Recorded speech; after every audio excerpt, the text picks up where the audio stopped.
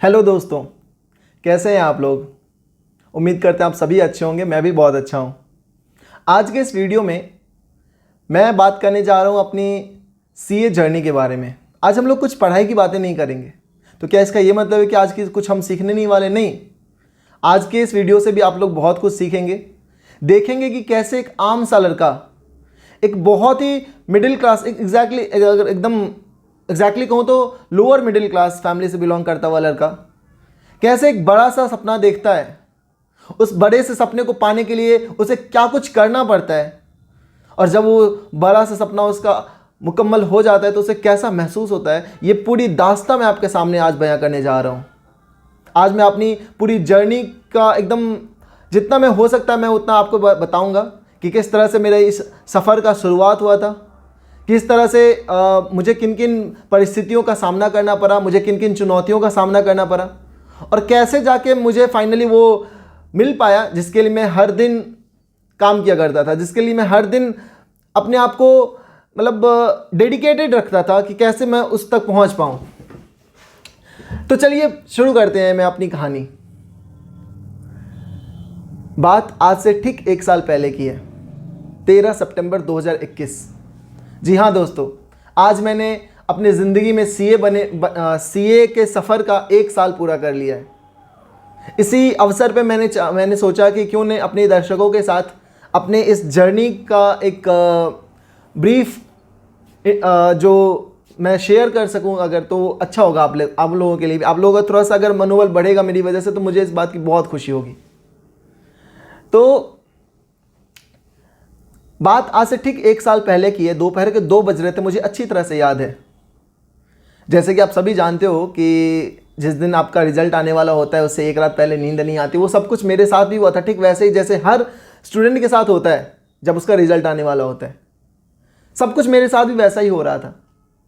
वो घबराहट, वो बेचैनी, वो अजीब सा फीलिंग। दोपहर के करीब 2 बज रहे होंगे जब मैंने वो अचानक से वो स्क्रॉल किया और दिखा कि रिजल्ट आ चुका है, और मैंने अपने कांपते हुए उंगलियों से अपना रोल नंबर और रजिस्ट्रेशन नंबर डाला, और एकदम अपने स्ट्रॉन्गेस्ट गॉड को याद करते हुए जब मैंने आंखें खोली तो मेरे सामने वो 4 मैजिकल वर्ड्स थे, PASS पास। आप यकीन नहीं करोगे दोस्त, मेरी जिंदगी बदल गई वहां से। मुझे उस वक्त ऐसा महसूस हो रहा था जैसे बस यही है जो है, उसके बाद अब कुछ नहीं है। यहां तक का सफर, क्योंकि क्या होता है ना कि जब हम सीए की तैयारी कर रहे होते हैं, जब हमारा ये सफर शुरू हुआ होता है, उस दिन से हर दिन हर मोमेंट एक सीए स्टूडेंट को सैक्रिफाइस ही करना पड़ता है। मैंने भी वही सैक्रिफाइस किए। अब मेरे साथ साथ कई बच्चे थे जो सैक्रिफाइस कर रहे थे और अभी भी कर रहे हैं। उन सभी बच्चों के लिए मैं ये वीडियो बना रहा हूं ताकि उनको पता चले कि उनका ये सैक्रिफाइस, उनका ये त्याग एक ना एक दिन वर्थ इट होगा। एक ना एक दिन उनका ये सैक्रिफाइस जरूर रंग लाएगा। इसलिए कभी भी हिम्मत नहीं हारे अपनी जिंदगी में। उसका जीता जागता एग्जाम्पल मैं आपके सामने खुद बैठा हूं। बहुत सारे मोमेंट ऐसे आते हैं जब आपको लगेगा कि नहीं यार, बस नहीं हो रहा है, अब छोड़ देते हैं यहां पे। बस मेरे दोस्त, वहां पे मत छोड़ना है, वहां पे बिल्कुल नहीं छोड़ना है। वहां पे जिद पकड़ के बैठ जाना कि नहीं, ऐसे कैसे नहीं होगा, क्या छोड़ने के लिए मैंने कभी शुरू किए थे? आपको आपका जवाब मिल जाएगा। और जिस दिन आपका ये एम अचीव हो जाएगा ना, जिस दिन आपका ये सपना सच हो जाएगा ना, यकीन मानो दोस्त, उस दिन आपको जो महसूस होगा ना, उस फीलिंग की कोई कंपैरिजन ही नहीं है। जब मेरे सामने मेरा रिजल्ट था, आप यकीन नहीं करोगे, मेरे आंखों के सामने एकदम अंधेरा सा छा गया था, एकदम अंधेरा सा छा गया था। मुझे लग रहा था कि मतलब मैं एक जैसे बंद कमरे में हूं और जहां सिर्फ मैं हूं और मेरी वो कामयाबी है जिसका इंतजार मैं ना जाने कितने सालों से कर रहा था। वो ऐसी फीलिंग होती है। मैं वो बन गया था जो मैं हमेशा से बनना चाहता था। मेरे उस वक्त तक और ऐसे कोई ख्वाब नहीं थे जो मुझे पूरे नहीं दिख रहे थे। क्योंकि एक सीए स्टूडेंट ना अपनी जिंदगी में सीए बनना चाहता है सबसे पहले। उसके बाद उसकी नौकरी कहाँ लगती है, वो बिजनेस करता है कि या किस लाइन में जाता है, ये उसके बाद डिसाइड करने का टाइम आता है। पहले हर इंसान जो सीए कर रहा है या CS कर रहा है या CMA कर रहा है या कोई भी प्रोफेशन में अगर जाना चाह रहा है, तो सबसे पहले वो ये देखता है कि वो वहां तक पहुंचे। तो आज ही के दिन मैंने ये सफ़र अपना पूरा किया था, और आज जब इसके 1 वर्ष पूरे हो गए हैं, तो मैं चाहता हूं कि वो सफ़र जहां से शुरू हुआ था वहां से लेके पूरे होने तक का जो मेरा कहानी है वो आप लोगों के साथ संक्षेप में शेयर करूं।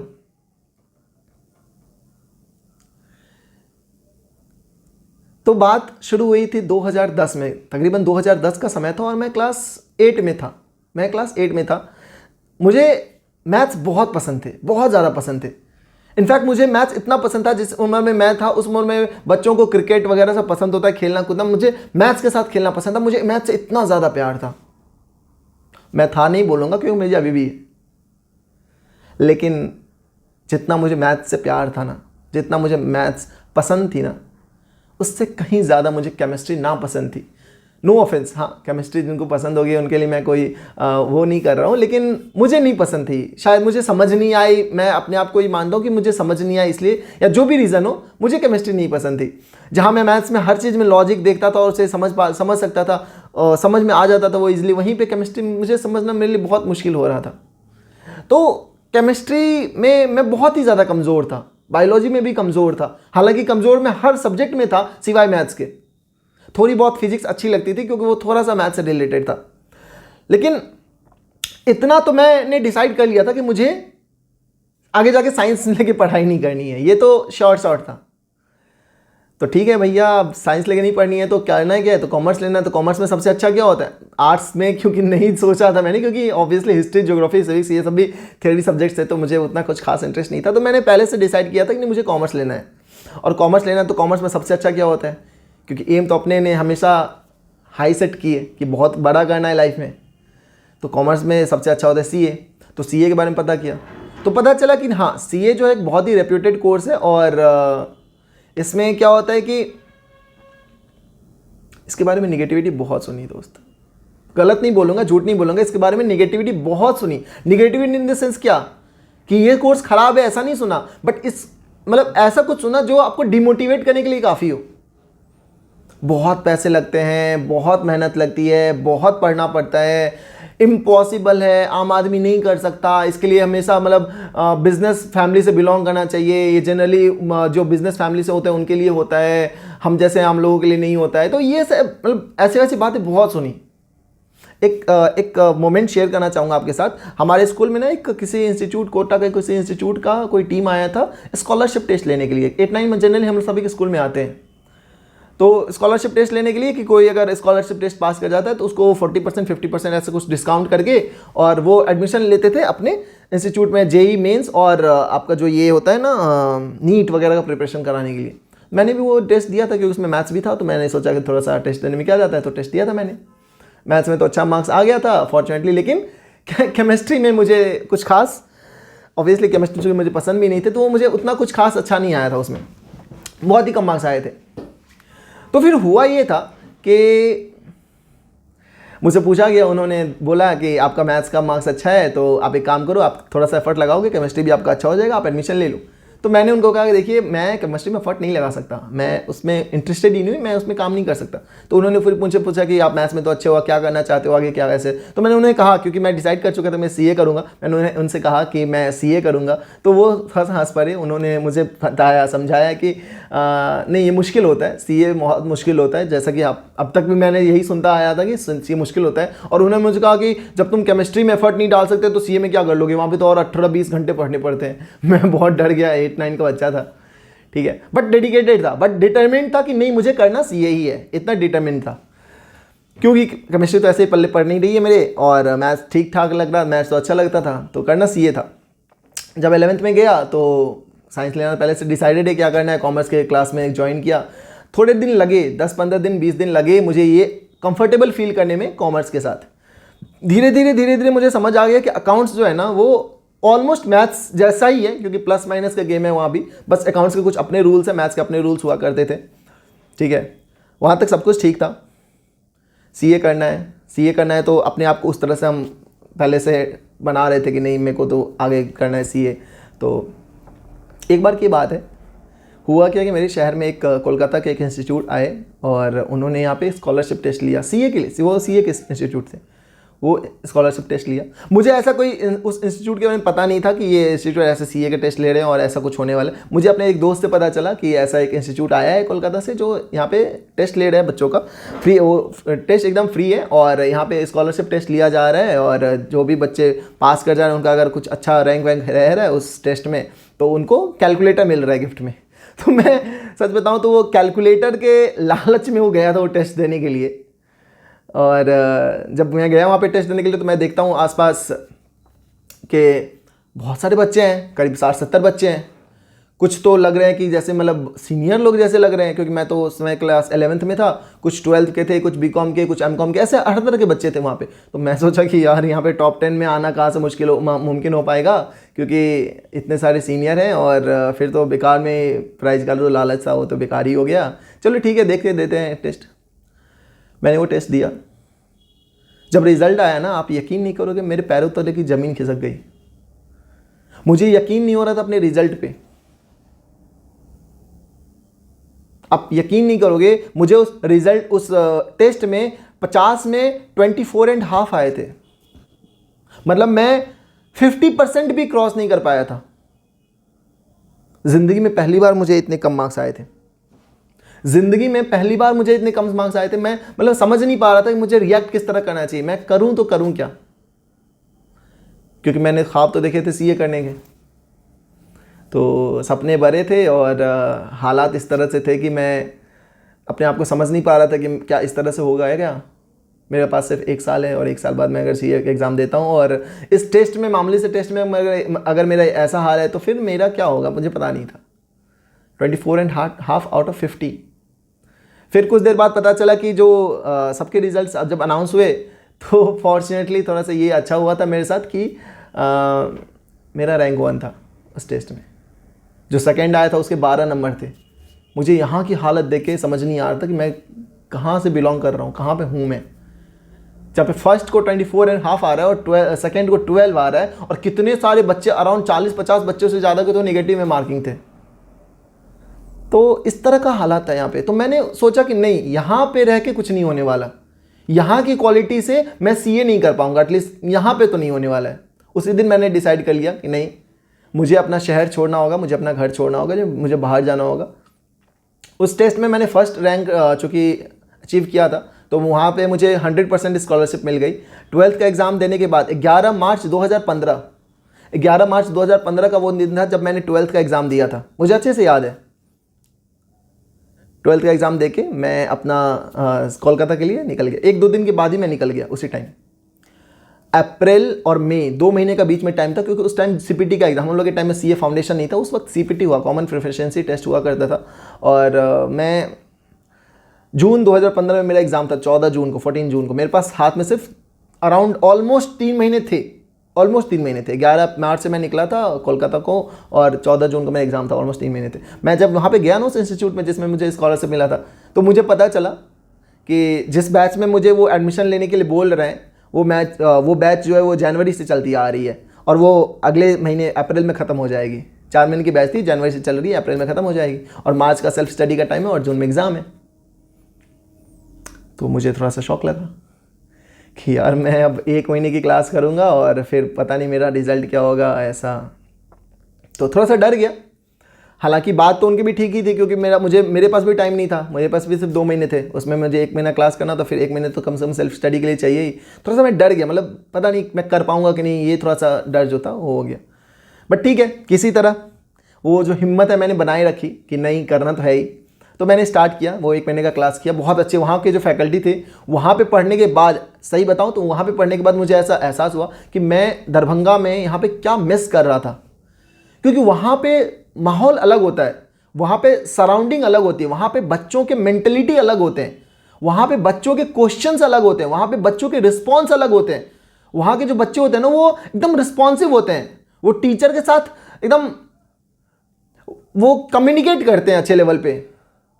मतलब 2 वे क्लास होती है वहाँ पे। ऐसा नहीं होता सिर्फ टीचर पढ़ा रहे हैं और बच्चे शांत हैं, नहीं, बच्चे भी क्वेश्चन कर रहे हैं, क्रॉस क्वेश्चनिंग हो रही है।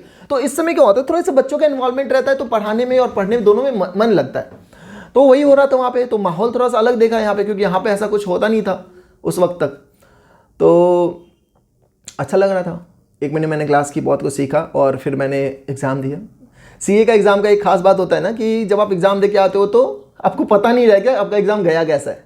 ये एक सीए के एग्ज़ाम की ये स्पेशलिटी है कि आपको पता नहीं होता एग्ज़ाम कैसा गया है। क्योंकि कभी कभी होता क्या है कि आपको लग रहा होगा कि आपका एग्ज़ाम अच्छा गया है, बट वो अच्छा नहीं जाता है, वो आपको रिजल्ट आने के बाद पता चलता है। हालांकि ये बात मुझे उस वक्त नहीं पता थी जब मैं सीबीटी का एग्ज़ाम दिया था, और जब रिजल्ट आया और बाद में धीरे धीरे एक्सपीरियंस करते करते मुझे ये बात समझ में आ गई कि नहीं, ये नॉर्मल है, ये ऐसा फील करना कि मुझे पता नहीं चल रहा है कि मेरा एग्ज़ाम कैसा गया है। ठीक है, मुझे समझ में नहीं आता मेरा एग्ज़ाम कैसा गया, मैं पास होऊंगा कि नहीं होऊंगा। तो मैं एकदम नॉर्मल था, न्यूट्रल था, मतलब let the wait for result, ऐसा टाइप का था। तो ठीक है, धीरे धीरे 2 महीने बाद जुलाई 2015 में रिजल्ट आया, मैं पास हो गया था। जी हाँ, मैं पास हो गया था और टोटल मैंने 127 मार्क्स स्कोर किए थे आउट ऑफ 200, 63.5% आई गेस। ठीक है, 63.5% मुझे आए थे और मैं पास हो गया था। मैं खुश था। ऑल्दो 140 का टारगेट मैंने किया था कि मुझे डिस्टिंक्शन आ जाए तो मैं खुश हो जाऊंगा, लेकिन मैं 127 पे भी खुश था। मैं सेटिस्फाई था, क्योंकि मैंने 1 साल पहले का सिचुएशन याद कर, जब मुझे 24.5 आउट ऑफ 50 आए थे, मैं एकदम डर गया था कि यार ऐसे में कैसे होगा। बट रिजल्ट से मैं खुश था कि नहीं, हो गया, चलो ठीक है, हो गया। अब क्या, अब मतलब एक लेवल तो हो गया, अब क्या। तो पता क्या, जैसे कि ठीक है, जैसे सब बच्चे कर रहे थे, देख रहा था कि धीरे धीरे सब एक एक करके क्लास ले रहे हैं। आईपीसीसी उस वक्त सीए इंटर नहीं हुआ करता था, उस वक्त हम लोग के टाइम में सीए आईपीसीसी हुआ करता था। तो आईपीसीसी की क्लास ले रहा था। आईपीसीसी का एक एक क्लास करके पहले कॉस्ट का लिया, फिर एफएम का लिया, फिर टैक्स का लिया, फिर अकाउंट्स मैंने उसी सर से लिया था जिससे मैंने सीपीटी में पढ़ाई की थी। ठीक है, और अकाउंट्स और एडवांस अकाउंट दोनों वहीं पे लिया था। जून 2015 में मैंने सीपीटी पास की और मई 2016 में मुझे आईपीसीसी का एग्ज़ाम एलिजिबल था मैं देने के लिए। तो वो मेरा अटेम्प्ट था। मैं प्रिपरेशन भी वैसे ही कर रहा था, क्योंकि मुझे एक तो सीए बनना था और जितनी जल्दी हो सके उतनी जल्दी बनना था। तो ऐसा चल रहा था। फिर मैंने जून में मई 2016 में आईपीसीसी देने का डिसीजन ले लिया और फिर उसी हिसाब से पढ़ाई करने लगा। लेकिन जिस सर के पास मैंने अकाउंट्स ली थी ना, अकाउंट्स और एडवांस अकाउंट्स, वो सर उन्होंने मुझे सजेस्ट किया कि देखो ऐसा क्या होता है ना कि 9 महीने में, क्योंकि एक्चुअली इफेक्टिवली 9 महीने रह जाते हैं आपके पास। जब आप ये देते हो ना, सीपीटी का आपका रिजल्ट आता है जुलाई अगस्त आते आते हो जाते हो, और जब आप आईपीसीसी की क्लास स्टार्ट करते हो इफेक्टिवली अगस्त सितंबर हो जाता है, और तब से लेके सिर्फ 9 महीने ही बचते हैं। अगस्त से लेके सितंबर से लेके आपका दिसंबर तक 4 महीने इधर हो गए, और उधर 5 महीने मई तक लेके 9 महीने ही बचते हैं टोटल। मतलब इफेक्टिवली आपके पास 9 महीने ही बचते हैं अगस्त से लेके अगले साल के मई तक। तो 9 महीने में आईपीसीसी में 7 सब्जेक्ट हुआ करते थे उस वक्त। अभी आजकल 8 होते हैं, लेकिन उस वक्त 7 ही हुआ करते थे। सबसे पहले होता था हम लोग का अकाउंट्स, फिर उसके बाद होता था लॉ, फिर उसके बाद होता था कॉस्ट एफएम, फिर होता था आपका टैक्स, उसके बाद होता था एडवांस अकाउंट्स, और उसके बाद होता था ऑडिट, उसके बाद होता था आईटीएसएम। तो ऐसे सीरीज था। तो पहला 4 पेपर होता था ग्रुप 1 और दूसरा 3 पेपर होता था ग्रुप 2। उसमें क्या हुआ ना कि अकाउंट्स और एडवांस अकाउंट मैंने उसी सर से ले लिया था। तो अकाउंट्स का सिलेबस उन्होंने जनवरी 2016 तक उन्होंने जैसे तैसे करके स्ट्रेच करके खत्म कर, जो क्लास मैंने अगस्त में स्टार्ट की थी।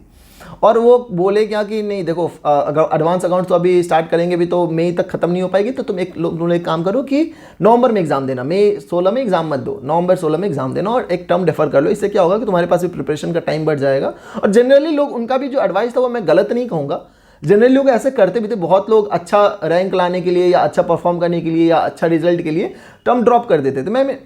लेकिन मैं क्या था ना, मैं इस चीज़ के फेवर में नहीं था। मैंने डिसाइड कर रखा था नहीं, मुझे एग्जाम तो देना है, 9 महीने में ही देना है। पास करूंगा कि नहीं वो बात की बात है, लेकिन मुझे एग्जाम देना है। तो थोड़ा सा सर के अगेंस्ट गया, थोड़ा सा रिस्क लिया। और ऐसा भी नहीं है कि एक ग्रुप का क्लास हो गया तो एक ग्रुप का एग्जाम दे दो, मुझे दोनों ग्रुप का एग्जाम देना है। लेकिन एडवांस अकाउंट जो कि दूसरे ग्रुप में है, मुझे पता नहीं है कि मैं उसका ट्यूशन कब लूंगा, क्योंकि जनवरी ऑलमोस्ट खत्म है। अभी मेरे पास हाथ में फरवरी, मार्च, अप्रैल 3 महीने हैं, और मई के फर्स्ट वीक से, मतलब 1 मई से तो एग्जाम ही है। तो इफेक्टिवली मेरे पास 3 महीने, फरवरी, मार्च, अप्रैल, और अभी उसका जो है एग्जाम फॉर्म का वो भी चालू हो गया, एग्जाम फॉर्म फिलिंग भी चालू हो गया है। तो मैंने क्या किया, कुछ नहीं किया, बस सीधा एग्जाम फॉर्म फिलअप कर दिया दोनों ग्रुप के लिए। और एडवांस अकाउंट्स का मैंने अभी तक क्लासेस भी नहीं लिए। मैं गया सीधा, सुदर्शन अग्रवाल करके एक सर हैं जो कि कोलकाता में पढ़ाते हैं, और उनके पास गया और उनका फास्ट ट्रैक बैच आता था उस वक्त, जो करीब 2 से 2.5 महीने का हुआ करता था। तो मैंने वो फास्ट ट्रैक बैच ले लिया। फास्ट ट्रैक बैच था, वो वीडियो चल रहा था, तो वो उसमें ले लिया। मैं डेली अपना 3 घंटा जो है डेली रूटीन से निकाल के उनके क्लास करने जाता था और क्लास करके आता था और फिर अपने बाकी का पढ़ाई करता था। उस वक्त मैं थोड़ा सा क्रिकेट का भी वो शौकीन हुआ करता था उस वक्त, अभी भी हूँ। तो हमारा T20 वर्ल्ड कप भी चल रहा था मार्च 2016 में, अगर आपको याद हो तो 29 मार्च को, ऐसे ही मुझे याद है, इंडिया वेस्ट इंडीज़ से हार गई थी। बहुत बुरा लगा था उस वक्त। तो 29 मार्च को मैंने डिसाइड किया था कम से कम इंडिया तो हार गई मेरे, तुम तो जीत जाओ। तो मैंने उस दिन डिसाइड कर लिया कि नहीं, मार्च तो बीत गया, अभी मेरे पास सिर्फ अप्रैल है और फर्स्ट मई से तो एग्ज़ाम ही है, 2 मई से, तो कम से कम अप्रैल को यूज़ कर लो अच्छे से और कुछ कर लो एग्ज़ाम में, नहीं तो फिर अच्छा नहीं होगा, थोड़ा सा बेकार सा लग जाएगा। तो ठीक है, मैंने क्या किया, अप्रैल भर अपने आप को झोंक दिया, लिटरली झोंक दिया। वो जो मेरा अप्रैल का फेज था ना, अप्रैल 2016 का, अब बिलीव नहीं करोगे, मेरा पहली बात तो 10 अप्रैल तक तो वो एडवांस अकाउंट्स का क्लास चल रहा था। 10 अप्रैल तक वो एडवांस अकाउंट्स का क्लास चल रहा था। फिर भी उसके अलावा मेरा जो बाकी 20 दिन बचा, और वो 10 दिन जिसमें एडवांस अकाउंट का क्लास का हटा के बाकी जो टाइम बचते थे, वो अप्रैल का टाइम मुझे ज़िंदगी भर याद रहेगा। उस वक्त मुझे ऐसा लग रहा था कि सच में 5 घंटे 5 मिनट के बराबर होते हैं। जी हाँ, 300 minutes is equal to 5 minute. क्योंकि बता रहा हूँ मैं, मेरा जो रूम पार्टनर था ना, वो उस वक्त IPCC का क्लास चल रहा था उसका, तो 6 बजे सुबह में वो निकलता था क्लास के लिए और वो 12 बजे 1 बजे आता था क्लास करके। अब मैं वो उसके निकलते ही मैं बैठ जाता था पढ़ने के लिए, और अब बिलीव नहीं करो, मैं पढ़ने बैठा 5 मिनट बाद मैं उठा, पढ़ के थोड़ा सा देखा कि क्या हो रहा है, वो आ गया है। हाँ, वो आ गया है, वो क्लास करके आ गया है, वो अपना 2 क्लास करके आ गया है। मैंने टाइम देखा, 12 बज रहे हैं। मतलब लिटरली ऐसा सिचुएशन था कि 5 मिनट में लग रहा था कि 5 घंटे पार हो गए। इतना ज़्यादा इन्वॉल्व मैं हो गया था उस वक्त पढ़ाई में, क्योंकि मुझे करना था, एनी हाउ करना था। फिर आया एग्ज़ाम डेज। एग्ज़ाम की तो बात ही मत पूछो, पहला अकाउंट्स का एग्ज़ाम, जो अकाउंट्स अभी तक फेवरेट चल रहा था। अब बिलीव नहीं करोगे, एक क्वेश्चन 16 मार्क्स का अमलगमेशन का क्वेश्चन आया था, 16 मार्क्स का। मैंने वो क्वेश्चन अटेम्प्ट करने में इन्वॉल्व हो गया। ठीक है यार, 16 मार्क्स का क्वेश्चन है, 20-25 मिनट में करके ख़त्म कर दूंगा, आधा पेपर तो हो गया, कॉन्फिडेंस आ जाएगा। भैया जैसा आप सोचते हो वैसा होता नहीं है। उस क्वेश्चन ने मेरे 1 घंटे ले लिए, 2 बजे से लेकर 3 बजे तक मैं सिर्फ वो क्वेश्चन में अटका रहा, और 3 बजे के बाद मेरा वो बैलेंस शीट मैच नहीं किया। अब आप समझ लो उस बच्चे की हालत क्या होगी, जो एक तो इतने प्रेशर में एग्जाम दे रहा था, और उसका पहला एग्जाम IPCC का, क्योंकि फाउंडेशन तो उसने टिक टिक करके MCQ होता था ना हम लोग के फाउंडेशन में। पहली बार रिटन एग्जाम दे रहा हूं ICI का, वो भी इससे पहले मैं रिटन एग्जाम 12th का बिहार बोर्ड का देके आया हूं, उसका स्टैंडर्ड और यहाँ का स्टैंडर्ड, और वो प्रेशर कि भैया सबके अगेंस्ट जाके, मेरे टीचर्स अगेंस्ट थे, मेरे सारे फ्रेंड्स ने ड्रॉप कर दिया था टर्म, कोई नहीं दे रहा था, सिर्फ मैं अकेला दे रहा था अपने फ्रेंड सर्कल में। और अकाउंट्स का पेपर जो मेरा सबसे फेवरेट हुआ करता था, उसमें आके मेरी ऐसी हालत हुई कि भैया 1 घंटे बीत गए, मैंने 16 मार्क्स के क्वेश्चन अटेम्प्ट किए, उसका भी बैलेंस शीट मैच नहीं किया। मेरे हाथ में भी सिर्फ 2 घंटे और 84 मार्क्स का क्वेश्चन पेपर पेंडिंग है। अब बिलीव कर लो, आप थोड़ा सा इमेजिन कर लो उस वक्त मेरे माइंड में क्या चल रहा होगा। मैंने सोचा छोड़ो, जो गया सो गया, जो 2 घंटे बचे उसको कम से कम यूज कर लूँ। जितने 8-8 मार्क्स के क्वेश्चन थे ना, मैं उसको फट करना स्टार्ट किया। जो सही हो रहे थे, जो गलत हो रहे थे। मेरे को जितना आ रहा था, जितना समझ में आ रहा था, मैं लिखते जा रहा था, बस लिखते जा रहा था। मुझे पता ही नहीं चला था मैं लिख क्या रहा हूँ, क्योंकि मेरे माइंड में ऑलरेडी आ चुका था कि मैं इस सब्जेक्ट में पास नहीं कर सकता, और अगर इस सब्जेक्ट में पास नहीं करूंगा तो ग्रुप में फेल हो जाऊंगा। तो मैंने फेल करने का मतलब मैंने ये सोचा मेरे पास हारने को अब कुछ नहीं बचा है, मैं हार चुका हूं। ठीक है, अकाउंट्स का पेपर देके आया, मैं सो गया, सीधा सो गया। 5 बजे पेपर खत्म हुई, 5:30 बजे मैं घर तक आया और सो गया। सीधा रात में 9-9:30 बजे मेरी नींद खुली। मेरा वही रूम पार्टनर आया जो जिसका क्लास चलता था ना, वही आया जगाने, भाई कैसा हुआ पेपर। मैंने कहा पूछो भाई, हर चीज़ पूछ लो, ये मत पूछो कि पेपर कैसा हुआ। मैं नहीं बता पाऊंगा कि पेपर कैसा हुआ, क्योंकि वो भी जानता था कि मेरा अकाउंट्स थोड़ा स्ट्रॉन्ग है, मेरा अकाउंट्स तो अच्छा ही हुआ होगा। और उसने बाहर भी कहीं से लोगों से रिव्यू सुन लिया था कि नहीं अकाउंट्स का पेपर ईजी आया है या पता नहीं कैसा है। वो मतलब वो बोला था कि यार पेपर, सब तो बोल रहे थे कि अच्छा हुआ है। तो भाई मेरे को और समझ नहीं आया, भाई मेरा बर्बाद हो गया। मैं कैसे बताऊंगा मेरा बर्बाद हो गया, मैं कुछ नहीं कर पाया हूँ। मैंने 1 घंटे बर्बाद कर दिए 16 मार्क्स के पीछे, और वो भी आंसर नहीं मैच किया, और मैं बैलेंस शीट नहीं मैच किया। मैं कुछ नहीं बोल पा रहा हूँ, मैं फ्रस्ट्रेट हो गया था लिटरली। वो रात बर्बाद। नेक्स्ट डे मैंने लॉ की प्रिपरेशन की और उसके बाद का एग्ज़ाम हैबिचुएटेड हो गया। ठीक है यार, ठीक है, बस दे के ख़त्म करो क्योंकि अब तो होना कुछ है नहीं। ITSM और ऑडिट तक जाते जाते तो मैं मेंटली थक चुका था, एग्ज़ाम देते 7 पेपर तक, क्योंकि सबसे ज़्यादा थकान तो पहले पेपर में ही हो गया था ना। तो फिर हुआ गया, जब रिज़ल्ट आया तो रिज़ल्ट आने के बाद आप बिलीव नहीं करोगे, मैं ग्रुप 1 में पास था विथ 64 इन अकाउंट्स। मुझे अकाउंट्स में एग्जाम्शन थे, 60 से प्लस पे एग्जाम्शन होता है, मुझे अकाउंट्स में एग्जाम्शन थे और मैं पास हो गया था। ग्रुप 1 पास हो गया था, ग्रुप 2 में पास नहीं हुआ था। ग्रुप 2 में मुझे एडवांस अकाउंट्स में, जिसका ट्यूशन मैंने क्रैश कोर्स से लिया, उसमें मुझे एग्जाम्शन था और मेरे ओवरऑल सबसे हाईएस्ट मार्क्स एडवांस अकाउंट्स में थे 69। ऑडिट और ITSM में मैं फेल था, मुझे 40 नहीं आए थे, मैं फेल कर गया था और वो मेरा फर्स्ट फेलियर था लाइफ का इन एग्ज़ाम। ठीक है, बहुत कुछ सीखा मैंने उस फेलियर से कि कैसे मैनेज किया जाता है, कैसे प्रैक्टिकल पेपर्स के अलावा थ्योरी पे भी टाइम देना चाहिए। और वो बस यही सिखाया कि जो आप अच्छे से पढ़ोगे उसमें मैंने पास किया और जो आप नहीं पढ़ोगे उसमें मैंने फेल किया। कोई दिक्कत, मैं वो फेल डिजर्व करता था और मैं उस फेल के साथ सेटिस्फाई था।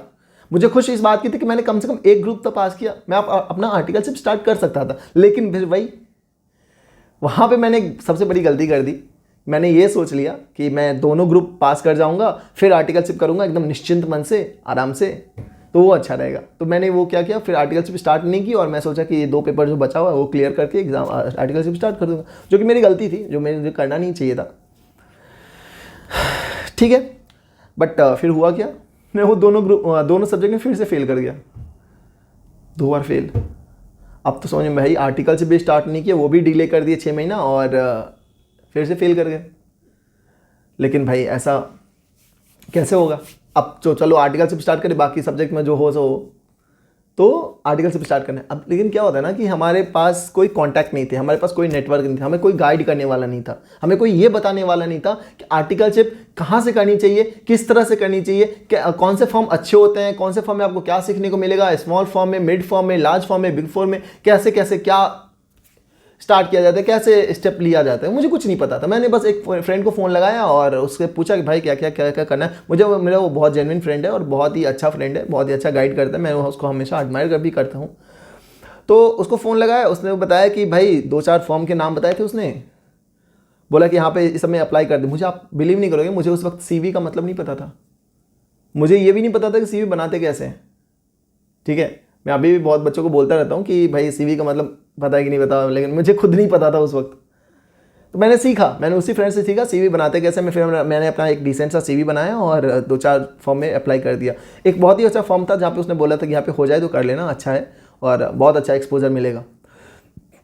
मैं गया वहाँ से मुझे लकीली कॉल भी आ गया, गया इंटरव्यू देने के लिए। वो इंटरव्यू का भी एक अलग एक्सपीरियंस था, जब मैंने अपनी लाइफ में पहली बार किसी कॉर्पोरेट ऑफिस में कदम रखा था। क्योंकि आप बिलीव नहीं करोगे कि मेरी ज़िंदगी में मैंने कभी ऑफिस नहीं देखे थे, वो तो ऑब्वियस सी बात है। मेरे ख़ानदान में किसी ने नहीं दिखे थे, मेरे फैमिली में किसी ने नहीं देखे थे। तो मैं उस फैमिली से बिलोंग करता हूँ। मैं अपने फैमिली से फर्स्ट ऐसा पर्सन था जो पहली बार ऑफिस जा रहा था, इंटरव्यू, वो भी एकदम चलो फॉर्मल में बन के एकदम जा रहा था। इतनी सी नर्वसनेस कि यार अब क्या होगा, इंटरव्यू में होगा कि नहीं। उसने बताया इतना अच्छा फॉर्म है, लेता नहीं है सबको, वगैरह वगैरह। बट मैं गया और वेट किया। उन्होंने कम से कम 1-1.5 घंटे तक मुझे वेट कराया और मैं देख रहा था सब लोग एकदम बिजी, लोग एकदम इधर से उधर फाइल्स वगैरह लेके घूम रहे हैं, फॉर्मल पहने हुए हैं, सब एकदम से कॉर्पोरेट। मतलब उस समय की फीलिंग बहुत अजीब सी थी। मैं डर रहा था, पता नहीं क्या होगा। फिर मुझे HR मैम ने बुलाया और इंटरव्यू के लिए ले गए। बेसिक से क्वेश्चन पूछे गए, मुझे हालांकि याद नहीं है वो मेरे साथ क्या पूछे थे उस वक्त, क्योंकि मैं बहुत ही ज़्यादा नर्वस था और मुझे ये भी नहीं याद है मैं क्या आंसर दिया था उसका। बट वो कोई कॉम्प्लिकेटेड ऐसा कुछ पूछे नहीं थे, बेसिक सा क्वेश्चन था उनका और मैंने सब कुछ का आंसर दिया था अपने डिसेंट वे में। फिर उसके बाद इंटरव्यू खत्म होने के बाद मैम से बार HR मैम से यही पूछता था कि मेरा होगा कि नहीं। पर उन्होंने कहा कि होगा तो फ़ोन कर लिया जाएगा, ठीक है। मैं अब आके वेट करने लगा फ़ोन का। 1 हफ्ते बीत गए, 2 हफ्ते बीत गए, अभी तक फ़ोन नहीं आया। तो अब मुझे लगा कि नहीं हुआ शायद, इसलिए फ़ोन नहीं आया। मैंने क्या किया, दूसरे फॉर्म में जाके अप्लाई किया और दूसरे फॉर्म में जाके इंटरव्यू दी। दूसरे फॉर्म में इंटरव्यू तो वहाँ पे ना हो गया, उन्होंने बोला कि ठीक है कल से ऑफिस आ जाओ। बट वहाँ पे क्या था ना, वहाँ पर थोड़ा सा देख के वाइब्स मुझे अच्छी नहीं आ रही थी। ठीक है, मैं नाम नहीं लूँगा ऐसे किसी फर्म का, लेकिन मुझे वाइब्स अच्छी नहीं आ रही थी। तो फिर मैंने उस फ्रेंड को फ़ोन किया कि भाई देख ना ऐसे ऐसे बात है, मैं उस फर्म में गया था इंटरव्यू देने, इंटरव्यू हुआ भी था बट समझ नहीं आया, वहाँ से फ़ोन नहीं आया। तो वो उसने बोला कि एक बार तुम जाके पता कर ले, कभी कभी होता है एचआर फ़ोन नहीं करते, तुम जाके पता कर ले तुम्हारा हुआ कि नहीं हुआ है। उस फ्रेंड ने मेरे को बहुत अच्छी बात कही थी। मैं ये भी अपने बच्चों को कहना चाहूँगा, अपने स्टूडेंट अपने व्यूअर्स को कहना चाहूँगा कि हमेशा आप ऐसे निराश ना हो, ठीक है। कभी कभी अगर आपको फ़ोन नहीं आता आप एक बार जाके पता कर लो, वहाँ पे भी चीज़ें बदल जाती है। तो मैं वहाँ गया और आप बिलीव नहीं करोगे, एचआर मैम ने मुझे कहा तुम्हारा तो हो गया है, तुम आए क्यों नहीं अभी तक। तो मैं बोले हो गया है तो मुझे बताएगा कोई, तब तो पता चलेगा कि मेरा हो गया है। तो मुझे पता चला मेरा हो गया था। मतलब हम मैम से 3 बार कंफर्मेशन, मैम आप श्योर है ना, रोशन कुमार ही नाम है ना, मतलब मेरा हुआ है ना। बोले हाँ तुम्हारा हो गया है, कोई दिक्कत नहीं, तुम आओ जाओ ऑफिस ज्वाइन कर सकते हो कल से, अभी से। जब भी तुम एक फॉर्म होता था 108 करके ऐसे 107 पता नहीं जो भी, वो फिलअप कर दो और हो जाएगा। तो बोले वाह बहुत बढ़िया, बहुत ही ज़्यादा खुश था मैं, बहुत ही ज़्यादा खुश था। मम्मी घर पे फ़ोन किया मम्मी को, यार मैं ऐसा ऐसा हो गया, मेरा आर्टिकलशिप स्टार्ट हो जाएगा, ऑफिस में आने लगूंगा, ये वो। मम्मी बहुत खुश है, बहुत खुश। वो जो 3 साल का आर्टिकलशिप था ना, असली सीए लोग वहाँ बनते हैं। मैं हमेशा अपने बच्चों को, अपने जो भी मेरे से पूछने आते हैं, मैं उनको हमेशा यही कहता हूँ कि लोग जो जनरली सीए बनते हैं ना, वो CA CPT foundation, intermediate, CA final, इससे नहीं बनते हैं। इससे आपको सिर्फ बुकिश नॉलेज मिलती है। जो रियल सीए बनते हैं ना, वो आर्टिकलशिप से बनते हैं। आर्टिकलशिप एक ऐसा आग है ना, उसमें आप अपने आप को जितना झोंकोगे उतना चमकता हुआ सोना बन के आप निकलोगे। इसलिए कभी भी बच्चों आर्टिकलशिप मिस मत करना, डमी मत करना। ये आपके करियर को अफेक्ट करेगा। लोगों को लगता है कि नहीं सीए बनने के बाद भी तो सीखा जा सकता है ना, ऐसा नहीं होता है, ऐसा जेन्युइनली नहीं होता। सीखने की भी एक उम्र होती है। अरे आप 10 साल 12 साल के भूखे थोड़ी एबीसीडी सीखोगे यार। कितने लोग सीखते हैं, कितने ऐसे बड़े लोग हैं घूम रहे हैं जिनको एबीसीडी नहीं आता होगा, तो क्या अब जाके सीखते हैं क्या? नहीं, हर चीज़ की एक उम्र होती है, हर चीज़ का एक टाइम होता है। खैर इस चीज़ पे अभी मैं नहीं आऊँगा, मैं बाद में बताऊँगा कि आर्टिकलशिप के बारे में जो भी डिटेलिंग होगी वो कहाँ पे करनी चाहिए, कैसे करनी चाहिए, बाद की वीडियो में। अभी मैं अपने टॉपिक पे आता हूँ कि आर्टिकल्स मेरी स्टार्ट हो गई। वहाँ से मेरी किस्मत, मेरा जो डेस्टिनी था, बहुत ही अच्छा डायरेक्शन में जा रहा था, क्योंकि मुझे जो सीनियर्स मिले, मुझे जो कलीग्स मिले, बहुत ही सपोर्टिव, बहुत ही अच्छे, जेन्युइनली मतलब जो सही में सिखाने वाले मेरे कुछ सीनियर, जिनको मैं बहुत ही ज़्यादा एडमायर करता हूँ, जिनसे मैं इंस्पायर होता हूँ उनको देख के, उनके काम को देख के। तो भाई हाँ, ऐसा बनना है, वैसा टाइप का। तो धीरे धीरे मैं ऑफिस जाना स्टार्ट किया। थोड़े बहुत स्टार्टिंग में यार भैया से इतनी डांट सुनी, ऐसे क्यों कर रहा है, वैसे क्यों कर रहा है, इसको ऐसे क्यों कर रहा है, थोड़ा सा, क्योंकि नया था ना मैं, मुझे पता नहीं था कि किस तरह। वो हर सीए स्टूडेंट जो भी आर्टिकलशिप कर रहे हैं, वो हर ये स्टूडेंट ये एक्सपीरियंस करेंगे कि स्टार्टिंग का 1-2 महीना जो होता है उनके लिए एकदम स्ट्रेंज वाला होता है, कि नए लोग, नए जगह, नए क्लाइंट, और ये क्लाइंट वगैरह, ये ऑडिट वगैरह, तो थोड़ा सा वियर्ड लगता है। बट धीरे धीरे हम लोग उतने यूज टू हो जाते हैं उसमें, उतने ज़्यादा कंफर्टेबल हो जाते हैं कि फिर बाद में वही सब अच्छा लगने लगता है। मैं बहुत ही ज़्यादा मिस करता हूँ अभी भी अपने आर्टिकलशिप डेज़ को, अपने बॉस को, अपने फ्रेंड्स को, अपने कलीग्स को, अपने सीनियर्स को। ठीक है, मैंने बहुत कुछ सीखा वहाँ पे। अब बिलीव नहीं करोगे कि मुझे सीखने की उस वक्त इतनी ज़्यादा भूख थी ना, इतनी ज़्यादा, मतलब वो थी कि मैं उसके लिए कुछ भी कर सकता था। जितना मुझे मेरे सीनियर्स ने बताया कि ऐसे ऐसे करना चाहिए, ऐसे ऐसे करना चाहिए, उतना तो मैं किया ही। मैं उसके अलावा और क्या क्या कर सकते हैं, और क्या क्या कर सकते हैं, वहाँ पे भी सोचने का कोशिश करता रहता था कि वहाँ पे क्या स्कोप हो सकता है, कि मतलब किस तरह से मैं कुछ अपना इनपुट डाल सकूँ काम में, वो देखता था। बाहर में फैक्ट्री विजिट्स हो गया, आउटस्टेशन जाना हो गया, तो वो सब में मैं हमेशा इन्वॉल्व रहता था। ठीक है, इस तरह से मेरा आर्टिकल्स बहुत अच्छा चल रहा था। मैं काम सीखने के पीछे एकदम पागल सा हो गया था। इस चक्कर में हुआ क्या कि मुझे अपना बीकॉम भी ड्रॉप करना पड़ गया। ये भी थोड़ी सी एक फ़नी स्टोरी है। ठीक है, मैं काम सीखने के लिए आउटस्टेशन गया हुआ था, और इधर मेरा बीकॉम का जो थर्ड ईयर का जो डेट था ना एग्ज़ाम देने का, वो डेट निकल चुका था। मैं बीकॉम भी कलकत्ता यूनिवर्सिटी से कर रहा था पैरेलली, बट वो एग्ज़ाम फॉर्म का डेट निकल चुका था। जब तक मैं बाहर से आया कोलकाता, तो मैंने जब अपने कॉलेज में पता किया तो उन्होंने कहा कि नहीं, डेट तो निकल चुका है, अब कुछ नहीं हो सकता। तो फिर मैंने कहा कि छोड़ो हटाओ, अब क्या कर सकते हैं, अब जब डेट ही निकले तो क्या कर सकते हैं। फिर मैंने उसमें दिमाग में नहीं लगाया, सोचा कि यार छोड़ो बीकॉम ही, क्या इतना काम तो सीखा ना मैंने। तो मेरे लिए मैं वही कहना चाहता हूँ, मेरे हमेशा काम ज़्यादा इंपॉर्टेंट रहा है। सीए भी मैं जो कर रहा हूँ, तो ये डिग्री बस एक आइडेंटिटी के लिए, रियल सेंस में मैं जो सीए बन रहा था वो अपने आर्टिकलशिप के टाइम ही बन रहा था। तो इस तरह से सब कुछ चल रहा था। नेक्स्ट एम जो मैं करके रखा था आर्टिकल, अब हम लोगों में होता क्या है कि सीए के कोर्स में क्या होता है कि जब 3 साल का आर्टिकलशिप होता था उसमें आपके पास ऑप्शन है कि अगर आप तो आप 3 साल का आर्टिकलशिप करो कंप्लीट, या फिर आप 2 साल का आर्टिकलशिप करो, उसके बाद 1 साल इंडस्ट्रियल ट्रेनिंग चले जाओ। इंडस्ट्रियल ट्रेनिंग में क्या होता है कि आप किसी भी कंपनी में जाते हो जो इंडस्ट्री होती है, जो आईसीए में रजिस्टर्ड होती है, वहाँ पे जाके आप ट्रेनिंग करो, वो आपको इंडस्ट्रियल ट्रेनिंग का सर्टिफिकेट देगी। वहाँ पे आप 1 साल इंडस्ट्रियल ट्रेनिंग कर सकते हो। मतलब सेम चीज़ हो गया कि टेबल के इस साइड ऑडिटर क्लाइंट बैठा है, उस साइड ऑडिटर बैठा है, तो ऑडिटर के साइड से तो आप 2 साल काम कर लिए, अब 1 साल आके क्लाइंट के साइड से काम कर लो। तो ये सिंपल सा चीज़ है। तो 2 साल मैंने ऑडिटर की साइड से काम कर लिया था। मैं सीए फॉर्म में रह के आर्टिकलशिप कर चुका था, मुझे मन था इंडस्ट्रियल ट्रेनिंग करने का। तो इंडस्ट्रियल ट्रेनिंग करने का अगेंस्ट स्कोप जो है वो सबसे जो अच्छा था कोलकाता में, वो आईटीसी था। एक कंपनी आईटीसी है, अभी भी था, सॉरी, बट आईटीसी था। उसमें हो जाना इंडस्ट्रियल ट्रेनिंग वो अपने आप में एक बहुत बड़ा चैलेंज लग रहा था मुझे उस वक्त। बट अगेन मैंने उसके लिए मेहनत की और मैंने वो इंटरव्यू क्रैक किया। आईटीसी में मुझे इंडस्ट्रियल ट्रेनिंग मिली और मैंने वहाँ से इंडस्ट्रियल ट्रेनिंग किया। 1 साल का इंडस्ट्रियल ट्रेनिंग मैंने 2017 फरवरी में मैंने आर्टिकलशिप ज्वाइन की। फरवरी 2017 से लेकर फरवरी 2019 तक मैंने अपनी आर्टिकलशिप कंटिन्यू की, जिसके दौरान मैंने बहुत बड़े बड़े एंटिटीज़, नॉट स्मॉल एंटिटीज़ नहीं, बड़े बड़े एंटिटीज़ का मैंने स्टैट ऑडिट मेजरली, मेरा जो 80% ऑफ द टाइम रहा ना वो हमेशा बड़े क्लाइंट के स्टैट ऑडिट में रहा। ठीक है, हालांकि स्टैट वो बस एक तरह से ही था, बाकी वो इंटरनल का काम भी, मतलब इंटरनल ऑडिट वाला जो होता है ना कि एकदम इन डेप्थ में घुस के ऑडिट करते हैं, वो सब भी करते थे कि एकदम कुछ ऐसा देंगे क्लाइंट को कि वो मतलब उसको पता चले कि हाँ यहाँ पे स्कोप ऑफ इम्प्रूवमेंट है वगैरह वगैरह। तो उस समय उस सब के एरिया में भी काम करते थे। मेनली मैन्युफैक्चरिंग एंटिटी था मेरा। थोड़ा सा इस समय डेस्टिनी हमेशा अच्छा साथ दिया कि मेरे जो क्लाइंट्स मिले, मुझे जो वर्किंग कल्चर मिला वो बहुत ही अच्छा मिला, जो मेरे प्रिंसिपल थे वो बहुत ही अच्छे हैं।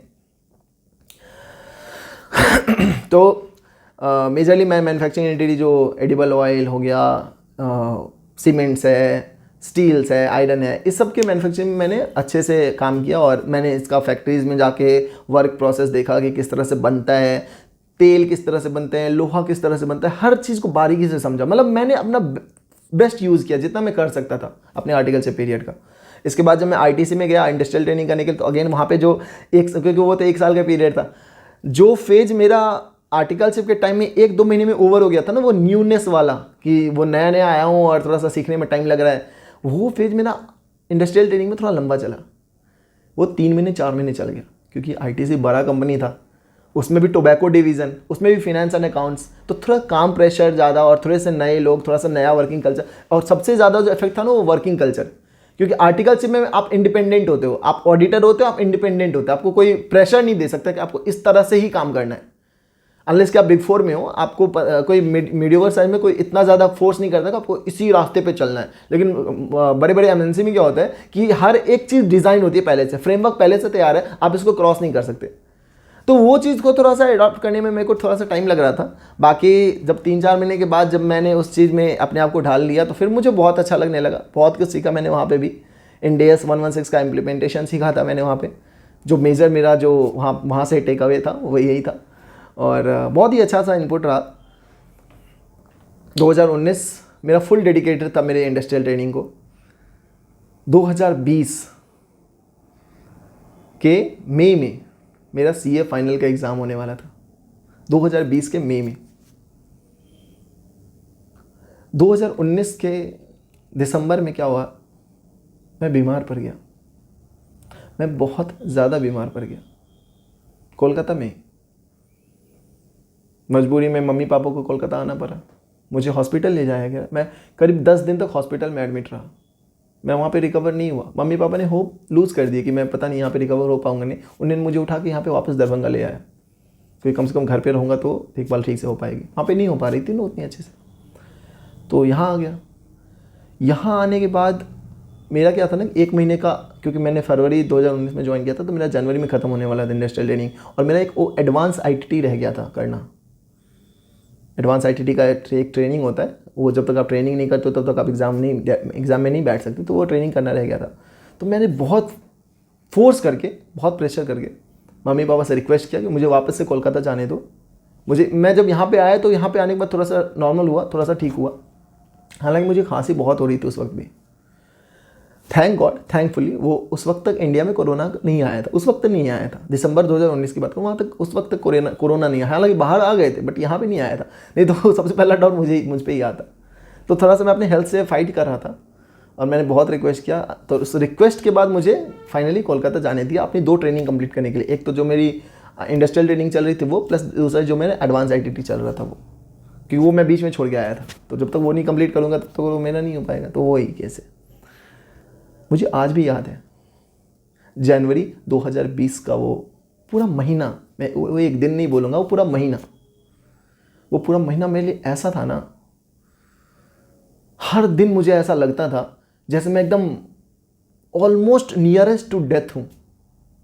हर दिन मुझे ऐसा लगता था कि यार एक दिन और, बस एक दिन और बस ये कैसे भी बीत जाए। मेरे जो ITC के कलीग्स थे, मेरे जो ITC के सीनियर्स थे, बहुत ही अच्छे थे, बहुत ही सपोर्टिव थे। उन्होंने मेरी इस चीज़ को कंसिडर किया, मुझे लीव ग्रांट कर दिया बहुत जल्दी। ठीक है, तो ITC से तो मुझे छुट्टी मिल गई थी, लेकिन फिर ये हमारा एडवांस ITT का ट्रेनिंग तो करना कंपलसरी था। मैं बहुत ही बदतर हालत में, क्योंकि मेरा उस वक्त ये हालत था ना कि मतलब मेरी तबीयत इतनी ज़्यादा ख़राब थी कि मैं मतलब ठीक से चल नहीं पा रहा था, एक गिलास पानी का होल्ड नहीं कर पा रहा था ठीक से, इतनी ज़्यादा मेरी तबीयत ख़राब थी। जैसे तैसे करते हुए, एकदम ज़िंदगी से लिटरली लड़ते हुए 30 जनवरी तक मैं अपने एडवांस ITT ख़त्म किया। और 30 जनवरी को ही मेरा टिकट था वापस से यहाँ आने का, दरभंगा आने का। 31 जनवरी के शाम तक मैं अपने दरभंगा अपने शहर पहुँच चुका था। अभी मेरे पास हाथ में सिर्फ 3 महीने थे, फरवरी, मार्च और अप्रैल। ये 2020 का समय चल रहा था और मई 2020 में मेरे एग्ज़ाम होने वाले थे। और मेरी तबीयत ऐसी थी, यहाँ पे आ तो गया था मैं, लेकिन मेरी तबीयत ठीक नहीं हुई थी। मेरी तबीयत ऐसी थी कि मैं 2 मिनट ठीक से बोल नहीं पा रहा था। लिटरली मेरी तबीयत ऐसी थी, मैं ठीक से बोल नहीं पा रहा था। अब मुझे ये भी नहीं पता चला था कि मुझे हुआ क्या है, मेरी प्रॉब्लम क्या है। हर टेस्ट करा लिया मैंने, हर test, dengue, malaria, typhoid, cholera, jaundice, जितने हो सकते थे ना सब, अल्ट्रासाउंड वगैरह सब करा लिए, किसी में कुछ रिजल्ट नहीं आया, कुछ पता ही नहीं चला था कि मुझे हो क्या रहा है। ठीक है, किस्मत का खेल ऐसा पलटा, उस वक्त कोरोना आ गया। हालांकि मैं नहीं कहूँगा कि वो अच्छा हुआ, क्योंकि शायद अच्छा नहीं होता अगर मैं उस वक्त भी एग्ज़ाम देता तो पता नहीं मुझे क्या होता, लेकिन कोविड आ गया। मार्च में लॉकडाउन लगा और फिर पता चला ऐसा कि ये जो एग्ज़ाम है वो पोस्टपोन हो रहा है। तो पहले तो पोस्टपोन होके जुलाई हो गया कि जुलाई में एग्ज़ाम होगा। फिर वो धीरे धीरे तो लॉकडाउन बढ़ता गया। अब लॉकडाउन में ऐसी सिचुएशन हो गई थी कि मेरी तबीयत ठीक ही नहीं हो रही थी। मैं दवाई ले रहा था तो थोड़ा सा कंट्रोल में था, बट फिर वो जैसे ही दवाई का असर खत्म होता था फिर आ जाता था। वो जो फेज़ था ना, वो जो पूरे 2020 का जो फेज़ था ना, जब वो कोविड चल रहा था, वो मम्मी लोग मेरे को ऐसे ही अलग से सोसाइटी से बचा के रख रहे थे, क्योंकि भाई किसी को पता चल जाएगा कि इसको इतनी खांसी हो रही है तो इसको अलग से उठा के लेके चले जाएंगे। जबकि मेरे को कोविड का ऐसा कुछ नहीं था, क्योंकि मेरे को पहले 4 महीने पहले से ही हो रहे हैं। तो मेरे को थोड़ा सा इन्फेक्शन का टाइप वो था, प्रॉब्लम था। तो बाद में जाके पता चला कि मुझे इन्फेक्शन का प्रॉब्लम है, एक्चुअली मुझे लंग्स में इन्फेक्शन हो चुका था। तो फिर क्या हुआ कि ऐसे चल रहा था, एग्ज़ाम पोस्टपोन हुए जा रहे हैं। तो एक क्या होता है, जब आपको पता होता है कि मई में आपका एग्ज़ाम है, तो फेब, मार्च, अप्रैल, जो भी आपको पता है कि इतने टाइम के बाद आपको ये होना है, तो आप अपना डेडिकेशन कंटिन्यू कर सकते हो, आप वो बनाए रखते हो। क्योंकि बहुत ज़्यादा एफर्ट लगता है जब आप CA फाइनल के लिए प्रिपरेशन कर रहे हो ना, जब आप CA फाइनल की पढ़ाई कर रहे हो तो बहुत ज़्यादा एफर्ट लगता है। मतलब एकदम एंडलेस वो एफर्ट होता है वो। मतलब उसका ऐसा नहीं होता है कि आप क्वान्टिफाई नहीं कर सकते हो, आपको पता ही नहीं चलेगा कि यार कितना करना काफ़ी है। तो उसका कोई अंत ही नहीं दिख रहा था, लग ही नहीं रहा था कि एग्ज़ाम कब होगा, क्योंकि मई में तो ऐसे ही लॉकडाउन एक्सटेंड हो गया, जून में हो गया, जुलाई में हो गया, समझ में नहीं आता एग्ज़ाम होगा कि नहीं होगा। इंस्टीट्यूट सितंबर में डेट अनाउंस की, तो फिर बच्चों के वो पिटीशन फाइल होने लगे, सुप्रीम कोर्ट का जजमेंट आ गया कि नहीं एग्ज़ाम कैरी नहीं कर सकते, फिर से एग्ज़ाम कैंसिल होकर फिर पोस्टपोन हुआ, होते फाइनली जाके नवंबर में एग्ज़ाम हुआ। और वो उस वक्त तक भैया इंसान 10 बार टूट चुका है कि यार एग्ज़ाम होगा कि नहीं होगा, पहले ये तो बता दो फिर मैं पढ़ लूँगा। अब पढ़ रहे हो, आपको पता ही नहीं कि एग्ज़ाम होना है, तो आपके माइंड उस तरह से काम ही नहीं करता है। तो वो थोड़ा सा मेंटल टॉर्चर वाला टाइम भी चल रहा था। तबीयत अभी तक पूरी तरह से ठीक नहीं हुई थी। मैंने नवंबर 20 में एग्ज़ाम दिया, अपने दोनों ग्रुप का एग्ज़ाम दिया, जैसे मैं हमेशा करता आया हूँ, दोनों ग्रुप का एग्ज़ाम दिया, ठीक है। फिर रिज़ल्ट का वेट किया, तब तक थोड़ी सी तबीयत थोड़ी सी नॉर्मल होने लगी, तब थोड़ी सी नॉर्मल होने लगी थी। फाइनली उसका Feb 21 में इसका रिज़ल्ट आया, सॉरी Jan 21 के लास्ट वीक में उसका रिज़ल्ट आया। तो रिज़ल्ट आया तो मैंने देखा कि मैं सेकंड ग्रुप में पास हो चुका हूँ। 2 ग्रुप मैंने दिए थे, फर्स्ट ग्रुप सेकंड ग्रुप। मैंने सेकंड ग्रुप में पास हो चुका हूँ और फर्स्ट ग्रुप में मैं फेल हो गया। और आप बिलीव नहीं करोगे, मैं FR और SFM दोनों में फेल हो गया था। मुझे FR जो अकाउंट्स होता है ना, एक तरह के अकाउंट्स ही होते हैं वो, तो उसमें मैं फेल था। मुझे समझ नहीं आया, मैंने इतने अच्छे से FR को पढ़ा, मुझे FR में कैसे फेल हो गया, अकाउंट में कैसे फेल हो सकता हूँ। मैंने अपनी कॉपी मंगवाई और मैंने अपनी कॉपी मंगा के अपना देखा, जो सजेस्टेड आंसर थे और जो सजेस्टेड आंसर और जो मेरा आंसर शीट था उसको मैच किया। तो फिर मुझे पता चला कि हाँ, मैंने गलती की है। मैंने गलती क्या की है कि अब क्या गया है ना कि FR थियोरिटिकल ज़्यादा हो गया है और प्रैक्टिकल कम है। तो मैंने सोचा कि हाँ, थियोरी जितना अच्छा से लिखोगे, प्रैक्टिकल से कम ज़्यादा इंपॉर्टेंट थ्योरी का है, तो आप थ्योरी पे ज़्यादा फोकस करो। तो मैंने अपने आंसर शीट में थ्योरी ज़्यादा फोकस करके प्रैक्टिकल को उतना ज़्यादा इंपॉर्टेंस नहीं दी थी। जबकि मैंने सजेस्टेड आंसर में देखा था तो प्रैक्टिकल को ज़्यादा इंपॉर्टेंस मिला था। मैंने अपनी गलती को रियलाइज़ किया। मैंने सोचा कि ठीक है, अगली बार बस इसी पे वर्क करना है। वही हुआ, जुलाई 21 में मैंने फिर से एग्ज़ाम दिए और इस वक्त मैं अब प्रिपरेशन तो जितना मैं पिछली बार किया हुआ था उसका तो 20% भी नेक्स्ट टाइम नहीं किया। जो मेरा मेन प्रिपरेशन था वो नवंबर 20 के लिए एग्ज़ाम के लिए था, जो मैंने अपने आप को झोंक दिया था। वो मैं किस तरह से पढ़ रहा था अपने तबीयत, अपनी हेल्थ से लड़ते हुए, और फिर वो तो मैं आपको शेयर भी, वो मैं बता भी नहीं सकता। वो मैं अगर बताना चाहूँ तो भी नहीं बता सकता। वो मेरा जो उस वक्त का कंडीशन था। लेकिन ठीक है, हर इंसान के ज़िंदगी में वो स्ट्रगल फेज आता है। मेरे ज़िंदगी में भी वो चल रहा था। और फिर इस तरह से हुआ कि मैंने अपना फर्स्ट ग्रुप का जो एग्ज़ाम था वो दिया जुलाई 21 में। और उसके बाद मुझे अगेन सेम चीज़ कि CA के एग्ज़ाम के बाद आपको पता नहीं होता कि आप पास करने वाले की फेल होता है। आप जस्ट आप रिज़ल्ट का वेट करो और उसके बाद ही आपको लगेगा कि हाँ, क्या होगा रिज़ल्ट। मैं फ्रस्ट्रेट हो गया था। किस चीज़ से फ्रस्ट्रेट हो गया था? मैं अपने खालीपन से फ्रस्ट्रेट हो गया था। मुझे 3 साल तक 2017, 18, 19 पूरा 19 तक मैं बहुत ही ज़्यादा बिजी था। सुबह ट्यूशन, फिर ऑफिस, फिर कभी कभी ट्यूशन। तो सुबह 6 बजे से लेकर रात के 10 बजे तक का जो मेरा रूटीन था ना, वो एकदम रिगरस रूटीन था, एकदम बहुत ही ज़्यादा हार्श रूटीन था। और अचानक से 2020 के बाद जब मैं बीमार पड़ा, उसके बाद ये एग्ज़ाम की प्रिपरेशन, उसके बाद ये कोविड, उसके बाद ये लॉकडाउन और सडन ब्रेक जो मिला ना मुझे 1.5 साल का, ऑलमोस्ट जुलाई 2021 तक, जब तक मैंने एग्ज़ाम दिया, मैं घर में बैठा रहा था, मैं कुछ कर नहीं था, बस पढ़ रहा था, एग्ज़ाम दे रहा था, पढ़ रहा था एग्ज़ाम। तो लिटरली मैं फ्रस्ट्रेट हो गया था। मैं कहीं बाहर जाना चाहता था, मैं कुछ काम करना चाहता था। मैंने घर पे रिक्वेस्ट किया और इसलिए मैंने क्या सोचा कि ठीक है, कोलकाता नहीं जाना, क्योंकि भैया फिर अकेले कोलकाता कोई जाने नहीं देगा, और क्योंकि वहाँ से बीमार होके आए थे ना, इसलिए कोई वो सपोर्ट में नहीं था। तो फिर भैया के साथ मैं मुंबई चला गया। मेरा अपने भाई मुंबई में रहते थे, तो मैं उनके साथ मुंबई चला गया। मुंबई में था तभी मेरा रिज़ल्ट आया, घर से दूर, मम्मी पापा से दूर रिज़ल्ट आया। 13 सितंबर 2021 का वो दिन था। जैसे ही मैंने रिज़ल्ट देखा ना पास, मैं जोर से चिल्ला उठा, जोर से, एकदम जोर से चिल्ला उठा। वो क्लिप मेरे पास नहीं है इसलिए मैं आपको दिखा नहीं सकता, लेकिन मैं बहुत जोर से चिल्ला उठा। मेरी आंखों के सामने, जैसे मैंने कहा कि अंधेरा छा गया, अंधेरा। भैया ने मुझे जोर से पकड़ा, चुप चुप चुप हो जाओ, चुप हो जाओ, ये मुंबई, ये हमारा शहर नहीं है, यहाँ पे लोग आ जाएंगे तुरंत, पता नहीं क्या हो जाएगा। उन्हें मुझे संभाला। मैंने मम्मी को फ़ोन लगाया, मम्मी रो रही थी, पापा को दी, पापा भी रोने लगे थे। वो मेरी ज़िंदगी का पहला ऐसा मौका था जब मैंने अपनी वजह से अपने माँ बाप की आंखों में खुशी के आंसू देखे थे, और मुझे बहुत ही गर्व महसूस हो रहा था। कांपते हुए होंठ से पापा मुझसे बात कर रहे थे, मुझे इतना अच्छा लग रहा था। मुझे उनके आंखों में अपने लिए जो चेहरा दिख रहा था, मैं वो नहीं बता सकता। और फाइनली वो मुकाम आ गया था जिसका इंतज़ार मैं 11 मार्च 2015 से कर रहा था। हालांकि उससे पहले से कर रहा था, जिस दिन मैंने ठाना था CA बनने का 2010 में।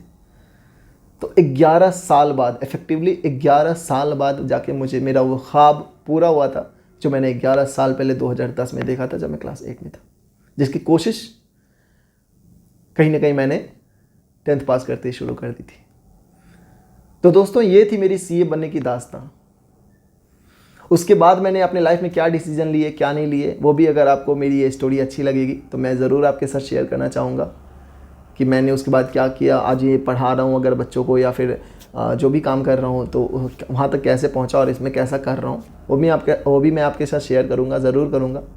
मुझे आप लोगों से बात करना बहुत अच्छा लगता है। मुझे आपके साथ अपना एक्सपीरियंस शेयर करना, अपना काम शेयर करना, अपना जो भी मुझे आता है वो मैं आपके साथ शेयर करने में बहुत अच्छा लगता है मुझे। बस आप सब भी अपना प्यार मुझ पर बनाए रखिए, ठीक है। तो यही थी मेरी दास्तां। हर स्टूडेंट के ज़िंदगी में कुछ ना कुछ ऐसा होता है जिससे उसकी ज़िंदगी बदल जाती है। ये सीए बनना मेरे ज़िंदगी में कुछ ऐसा ही था।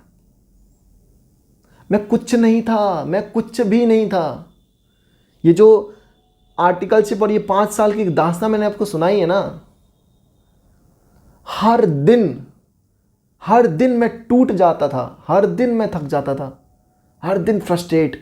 इतने लोगों से टॉन्ट सुनना, इतने लोगों से ये सुनना कि नहीं तुमको कुछ नहीं आता है, तुम कुछ नहीं कर सकते हो, मतलब निगेटिविटी इतना ज़्यादा। और इस सब के बीच में एक उम्मीद, सिर्फ एक उम्मीद जो आपको हौसला दे सकती है कि एक दिन ये सब सैक्रिफाइस, एक दिन ये सारी मेहनत काम करेगी, रिजल्ट लाएगी। और 13 सितंबर 2021 का वही दिन था।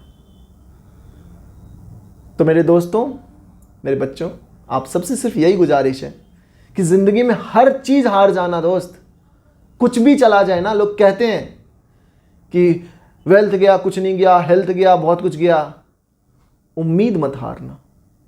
जिस दिन उम्मीद गया ना, जिस दिन होप गया ना, जिस दिन अपने आप पे भरोसा गया ना, जिस दिन वो कॉन्फिडेंस गया ना, सब कुछ गया। उसके बाद तुम अपने ज़िंदगी में कुछ नहीं कर पाओगे। इसलिए अपने उम्मीद को पकड़ के रखना, अपने आप पे भरोसे को पकड़ के रखना कि अगर तुम इतने दूर तक आए हो तो तुम मंजिल तक पहुंचोगे ही पहुंचोगे। इसमें तुमको कोई नहीं रोक सकता है। इंतज़ार किसी का छोटा होता है, किसी का बड़ा होता है, किसी का बहुत बड़ा होता है, लेकिन इनफाइनाइट किसी का नहीं होता, ख़त्म सबका होता है, ठीक है। तो चलिए दोस्त, इसी के साथ आज की वीडियो यहीं पे ख़त्म करते हैं और मिलते हैं आप लोगों से नेक्स्ट वीडियो में। तब तक के लिए बहुत बहुत धन्यवाद।